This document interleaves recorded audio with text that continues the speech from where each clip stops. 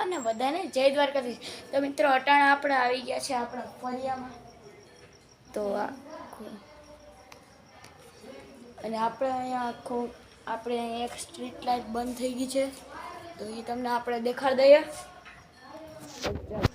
તો મિત્રો આપણે આવી ગયા છે અને જોઈ શકો છો આ એક સ્ટ્રીટ લાઇટ બંધ છે, કાલની બંધ છે, ખબર નહીં એમાં હું વાંધો આવ્યો. આપણે અંદર આવતા રહીએ, આપણે વાત નથી. તો મિત્રો તમને કંઈક અવાજ આવતો હોય છે, તો આજ નાતાલ છે ને, તો નાતાલ ઓલા ક્રિશ્ચનો ઉતારતા પ્રોગ્રામ હોય, આપણે એમાં કંઈ રસ લેવો છે. અને આપણે તમે કહેતા હોય છે કે મેં આ ફ્લેશ લાઇટ ચાલુ કરી છે, પણ ફ્લેશ લાઇટ નથી. હેલો, આપણે જરીક સ્ટીક હરખી કરવી જોશે. હાલો તો પછી મળીએ સ્ટીક હરખી. મિત્રો આપણે આવી ગયા છે આપણા જોન પાસે, અને જોનને આપણે એક નવું ઘર બનાવી દીધું છે.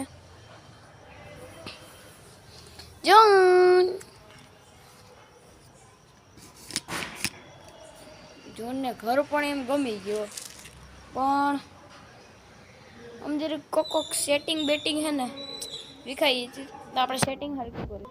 અને મિત્રો આપણે આવી ગયા છે પાછું જોનનું ઘર હરખું કરી. આની અંદર હું તો છે આપણે ઢાંકી દીધું છે, એટલે તમને દેખાશે નહીં. આપણે જે કામ આટો મારી આવીએ. અચ્છા, આપણું કે ભાઈનું ઘર. આપણે જરી કંઈક આટો મારી આવે, જરીક આમ હલાવી જઈ. અને મિત્રો અહીંયા આખું ખોદી નાખ્યું છે, આખો રોડ ખોદી નાખ્યો. હવે આપણે ઘર બાજુ જઈએ, ચાલો.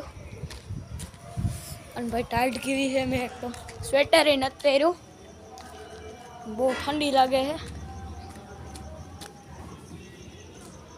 હાલવાની પણ એમ મજા આવે. અને જો વાં ઓલું બિચારું, આજ મેં માંડ ઘર બનાવ્યું. મારી કપડાની હાલત પણ અટાતો નથી, સાફ થઈ ગયા કપડાં, ખબર નહીં કેમ ત્યાં. પણ જ્યારે મેં આ ઘર બનાવ્યું ને ત્યારે બહુ કપડાની હાલત બહુ ખરાબ હતી. તો હવે આપણે અંદર જઈએ, ડીલાઈટ બંધ કરી આ બધું બંધ કરીએ, દરવાજો એટલે કોઈને તાજ લાગે નહીં. મિત્રો આજનો બ્લોગ લાંબો કરવો છે નહીં, આજનો બ્લોગ અહીંયા જ એન્ડ કરીએ.